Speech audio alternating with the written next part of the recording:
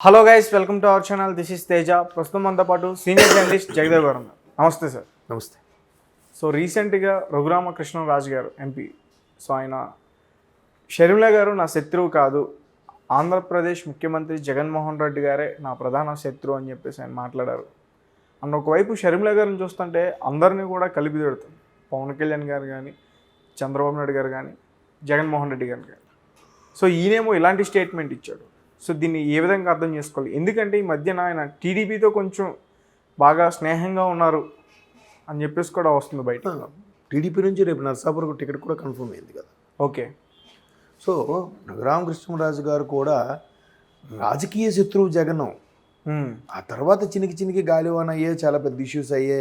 ఈయన ఏదో అరెస్ట్ చేశారని, ఈయన హైదరాబాద్లో తలదాచుకుంటే ఆంధ్ర పోలీసులు తెలంగాణ పోలీసుకి ఇన్ఫార్మ్ చేయకుండా వచ్చి తీసుకెళ్లారు. చాలా జరిగాయి, అవన్నీ పక్కన పెట్టండి. ఇప్పుడు షర్మిల గారు ఏంటంటే ఎవరిని కూడా వ్యక్తిగతంగా విమర్శించట్లేదు. అక్కడ జగన్మోహన్ రెడ్డి గారిని ఒక్కరిని ఎందుకు విమర్శిస్తున్నారు అంటే ప్రభుత్వం ఆయనది కాబట్టి. అక్కడ జగన్మోహన్ రెడ్డి గారు రేపు రఘురామకృష్ణరాజు ప్రభుత్వం ఉన్నా ఆయనే విమర్శిస్తుంది ఆవిడ. అంతే కదా. పవన్ కళ్యాణ్ ప్రభుత్వం ఉన్నా పవన్ కళ్యాణ్ విమర్శించేది, చంద్రబాబు గారి ప్రభుత్వం ఉంటే చంద్రబాబు గారిని విమర్శించేది. ఇప్పుడు ఆవిడేమంటుంది, 2014లో చంద్రబాబు గారికి అవకాశం ఇచ్చారు, 2019లో జగనానికి ఇచ్చారు, ఇప్పుడు నాకివ్వండి అని అడుగుతుంది. వ్యక్తిగతంగా విమర్శలు చేయట్లేదు కదా, ప్రభుత్వ వ్యతిరేక విధానాల మీదే విమర్శిస్తుంది. ప్రభుత్వం మద్యపాన నిషేధం చేస్తూ ఉంది, చేసిందా అని అడిగింది. పోలవరం ప్రాజెక్ట్ పూర్తి చేస్తామన్నారు, చేశారా అని అడిగింది. ఇసుక ర్యాంపులకు సంబంధించి మాట్లాడారని అడిగింది. స్పెషల్ ప్యాకేజ్ గురించి తెప్పిస్తామన్నారు, తెప్పించారా అని అడిగింది. ఇవే అడుగుతుంది కానీ జగన్మోహన్ రెడ్డి మీద వ్యక్తిగత విమర్శలు ఏం చేయట్లేదుగా కదా. కాబట్టి ఆవిడ ఎవరికి శత్రువు కాదు. మీరు అన్నట్టు ఆవిడ కొడుకు ఎంగేజ్మెంట్కి చంద్రబాబు గారిని పిలిచింది, పవన్ కళ్యాణ్ గారిని పిలిచింది, రేవంత్ రెడ్డి గారిని పిలిచింది. ఆఫ్ కోర్స్ కాంగ్రెస్ పార్టీ కాబట్టి జగన్మోహన్ రెడ్డి గారిని పిలిచింది. అందరినీ కలుపుకుపోతుంది. అలాగే ఉండాలి. అదే రాజకీయం, అదే లౌక్యం. చాలా బాగా మాట్లాడుతుంది ఆవిడ. ఇప్పుడు ఆవిడ వైఎస్ షర్మిల కాదు, మురుసుపల్లి షర్మిల శాస్త్రి. నేను రాజశేఖర రెడ్డి గారి బిడ్డని, వైఎస్ షర్మిల కాకుండా ఎక్కడికి పోతాను నేను అని అడుగుతుంది. అంతేగాని మీరు కూడా వేరే ఇంటి పేరు చెప్పి అనట్లేదు కదా. అదే కదా చక్కగా మాట్లాడడం అంటే వాళ్ళందరూ కూడా ఇప్పుడు ఈ విధంగా మాట్లాడుతున్నారంటే ఏం అర్థం చేసుకోలేదు సార్? అంటే కాంగ్రెస్ పార్టీకి ఆంధ్రప్రదేశ్లో అంత వేవ్ లేదు కాబట్టే మాట్లాడుతున్నారా? ఒకవేళ వేవ్ ఉంటే అదే విధంగా మాట్లాడతారా? వేవ్ ఉంటే ఇంకొంచెం ఎక్కువ మాట్లాడతారు. వేవ్ లేదు కాబట్టే, నష్టం ప్రధానంగా వైసీపీకి కాబట్టే. అంతే కదా. రాజశేఖర రెడ్డి గారు 2 కళ్ళు అండి, జగన్మోహన్ రెడ్డి గారు, షర్మిల గారు. ఆల్రెడీ ఒక కన్ను రాజశేఖర రెడ్డి గారి ఇమేజ్ని, రాజశేఖర రెడ్డి గారి స్టేచర్ని, రాజశేఖర గారి క్రెడిట్ని అంతా కూడా ఒక కన్ను అనుభవిస్తుంది already. Because of Rajasekhara Reddy గారు కదా జగన్మోహన్ రెడ్డి గారు సీఎం అయ్యారంటే, కాదా? అంతే కదా. ఆయన పేరు మీదే కదా పాదయాత్రలు, ఓదాపయాత్రలు, అడుగడుగున విగ్రహాలు, పొర్లు దండాలు, ఇవన్నీ రాజశేఖర రెడ్డి గారి దయ వల్లే కదా. మరి ఆల్రెడీ అనుభవిస్తున్న స్టేచర్ని ఈవిడ ఇంకో కన్ను వచ్చింది, నేను రాజశేఖర రెడ్డి బిడ్డని, నాకు ఆదరించిందని. ఆల్రెడీ టీడీపీకి ఉన్న బేస్ టీడీపీకి ఉంది, జనసేనకు ఉన్న బేస్ జనసేనకు ఉంది. ఇప్పుడు రాజశేఖర రెడ్డి బిడ్డగా ఆవిడ వస్తే రాజశేఖర రెడ్డి గారి బేస్ ఏదైతే ఉందో ఆ బేస్ ఎక్కడుంది? వైసీపీలో ఉంది. అది ఇప్పుడు మళ్ళీ ఎటు డైవర్ట్ అవుద్ది? అయితే ఇన్ కేస్ షర్మిల గారికి డైవర్ట్ అవుతుంది. ఓకే. ఇప్పుడు నష్టం ఎవరికి? వైసీపీ వాళ్ళకి. సో వైసీపీ వాళ్ళే విమర్శిస్తారు షర్మిల గారిని. అంటే షర్మిల గారిని విమర్శించడానికి భయపడుతున్నారా టీడీపీ కానీ, జనసేన కానీ, కొత్తగా వచ్చిన పార్టీలు కానీ? ఎందుకంటే షర్మిల గారు ప్రధానంగా టార్గెట్ చేసిన జగన్మోహన్ రెడ్డి గారిని, అది అందరికీ తెలిసిన విషయం. అదే ఆమె జగన్మోహన్ రెడ్డి అంటున్నారు ప్రధానంగా టార్గెట్ చేయడం కదా. అక్కడ ప్రభుత్వం ఎవరినుంటే ఆవిడని టార్గెట్ చేస్తుంది ఆవిడ.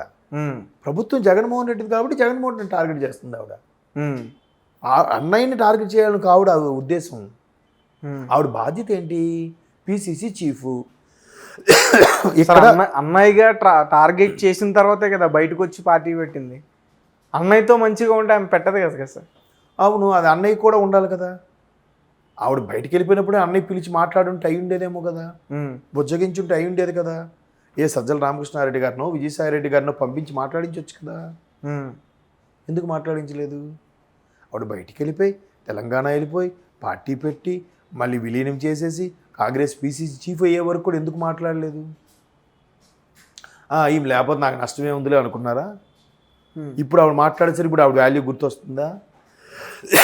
ఒకప్పుడు 16 నెలలు 18 నెలలు జైల్లో ఉన్నప్పుడు కూడా పార్టీని ఆ స్థాయిలో నిలబెట్టింది ఎవరు? షర్మిల గారు కాదా? చెప్పండి మీరు. షర్మిల గారే. మరి ఆవిడ లేకపోతే 2014లో కనీసం పార్టీ ఆ స్థాయిలోనే ఉండేదా? మరి అది మర్చిపోతే ఎలా అండి?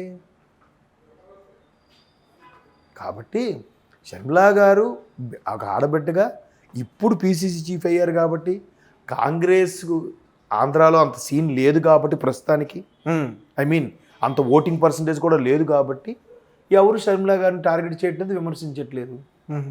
ఒకవేళ అంటే ఇలా అనొచ్చా? ఇప్పుడు షర్మిల గారు అందరినీ టార్గెట్ చేసి మాట్లాడుతున్నారని మీరు అంటున్నారు. అందరినీ చేయట్లేదు, అన్ని పార్టీల్ని. అదే అంటున్నానండి.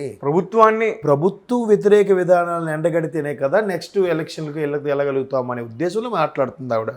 పైగా పీసీసీ చీఫ్ కాబట్టి అక్కడ ప్రభుత్వం ఎవరిది ఉంటే ఎక్స్ ఉంటే ఎక్స్ని, వై ఉంటే వైనే విమర్శించాలి.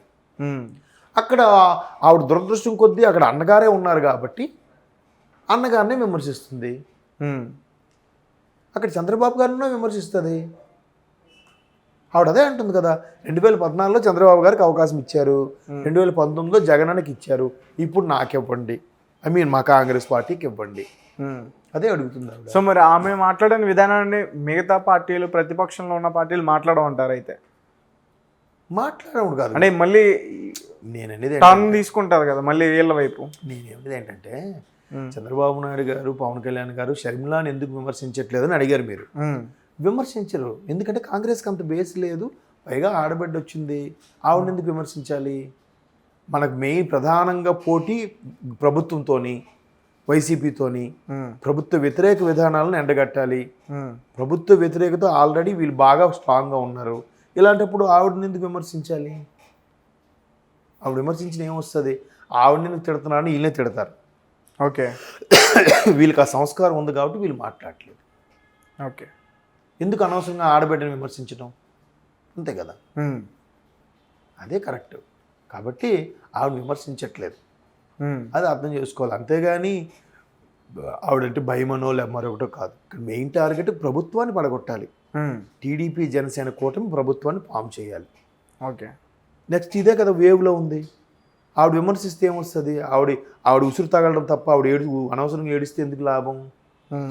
అలా అనుకోవచ్చు. కానీ అక్కడ అంటే ఆంధ్రప్రదేశ్లో నాయకులు ఆడబిడ్డని విమర్శించరని మీరు అంటున్నారా? సంస్కారం ఉన్నోడు విమర్శించడు వ్యక్తిగతంగా. మరి రోజా గారు కూడా మహిళే కదా సార్? అదే అంట, ఈ క్వశ్చన్కి వేరే ఆన్సర్ ఉంది. ఎలా అంటే 151 మంది వైసీపీ ఎమ్మెల్యేలలో ప్రభుత్వం ఎవరైనా మాట్లాడితే ప్రతిపక్షాల మీద నోరేసుకొని పడిపోయే నాయకులు ఎంతమంది ఉన్నారు? 5, 6. సజ్జల గారు, కొడాల నాని గారు, పేర్ని నాని గారు, అమర్నాథ్ గారు, అనిల్ కుమార్ గారు, రోజా గారు, ఇంకా 5, 6 మ్యాక్సిమం. ఇంక మిగతా ఎవరు మాట్లాడుతున్నారు? మిగతా 145 మంది వైసీపీ ఎమ్మెల్యేలు కాదా? వాళ్ళు ఎవరు ఎందుకు మాట్లాడట్లేదు? ఎందుకు ఎవరు రెస్పాండ్ అవ్వట్లేదు? విడుదల రజనీ గారు కూడా ఉన్నారుగా, లేదంటే ఆవిడ ఎవరు హోమ్ మినిస్టర్ ఆవిడ కూడా ఉన్నారుగా, వారు వాళ్ళు ఎవరు ఎందుకు మాట్లాడట్లేదు? ఒక రోజా గారు ఎందుకు మాట్లాడుతున్నారు? అందుకే ఆవిడ విమర్శలు ఎదుర్కొంటుంది.